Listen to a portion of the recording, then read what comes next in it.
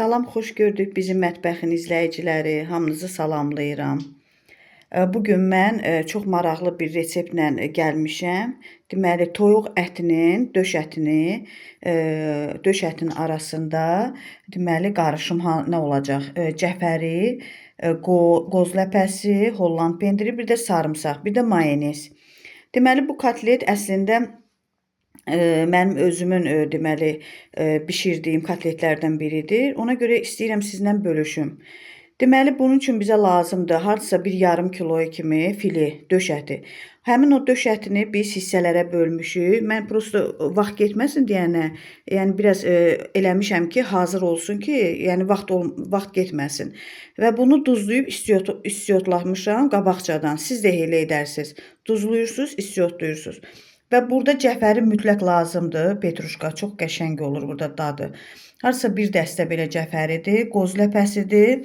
Sarımsaq sevməyənlər eləməsinlər, amma sarımsaq buna xüsusi dad verir. Bir də Holland pendiridir. İndi biz bu qarışımı bir yerdə qarışdıracağıq və biraz mayonez əlavə edəcəyik. Deməli, tökdüm bunları hamısını bir qaba. Bura deməli hardasa xörək qaşığı yarım mayonez vurdum.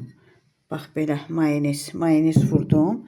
Və indi bura duz, istiot. Duz, istiotdakı yarım çay qaşığı duzdur, biraz da istiotdur. Və bunları yaxşı-yaxşı qarışdıracağıq. Baxın əzizlərim, fileni götürdük. Əvvəlcədən duzlanıb, istiotlanıb. Bu mütləqdir, şərtdir. Dadı yaxşı olsun. Sonra bura, bax bir belə, yəni ki, hardasa 2 çay qaşığı. Belə qoyduq bu içlikdən və başlayırıq bax bunu bu cürə bükməyə. Bükürük. Bax belə. Və salam. Qoyuruq və bununla bütün bu filələrin hamısını bax bu cürə bükürük. Baxın, hamısının içini doldurduq, gördüyünüz kimi. Hamısı içi dolub. İndi nə edirik? Əvvəlcə deməli yumurtada, 2 dənə yumurta qırmışam bura. Biraz da süd vura bilərsiniz. Yumurtada bax belə bunu yaxşı-yaxşı yumurtanın içində fırladırıq. Sonra isə suxariyə. Suxaridə hər tərəfi suxari olsun ki, qızaranda qəşəng qızarsın. Bax belə. Bax bu cürə yaxşı-yaxşı. Yəni dolu-dolu da. Bir var ki elə belə, bir də var dolu-dolu. Və sonra isə bunu hamısını bax bu cürə eləyib soyuducuda biraz saxlayacağıq, harasa bir yarım saat. Sonra isə başlayacağıq qızartmağa. Bax bu cürə. Bax belə bu formada bütün hamısını eləyəcəyik. Baxın, hamısını bir dəfə yumurta, bir dəfə də suxariyə batırdıq. Yəni urvaladık da, yəni batırdıq, fırlatdıq. İndi isə qoyacağıq bir yarım saat xaladenikə. O özünü tutsun yaxşı. Ondan sonra duru yağda, tavada qızardacağıq.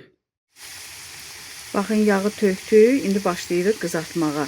Xodunu da az verin, çox verməyin. Çünki o fileni biz qatlalamışıq. Onun içərisi də pişsin. Yəni narahat olmayın ki, oradan nəsə axa bilər, tökülə bilər. Yox, xodunu az verin və yavaş-yavaş qızardın. Baxın, pişirdiklərimizi deməli salfetka sərmişik. Salfetkanın üstünə qoyuruq. İndi arxası da pişir. İndi hamısını göstərərəm. Mənim əzizlərim, kotletlərimiz hazırdır. Baxın, bu gözəlliyə bir baxın. Mən bu kotletləri püre ilə yəni hazırlamışam. Kartuşka püresindən çox möhtəşəmdir, çox qəşəng olur. Siz də istəsəz kartuşka qızarda bilərsiniz yanına. Və yaxud da mənim kimi püre eləyə bilərsiniz. Buyurun, bu reseptdən faydalanın. Hamınıza tövsiyə edirəm ki, bu reseptlə yemək bişirəsiniz. Yəni bu kotletləri bişirəsiniz. Sağ olun, hamınıza nuş olsun.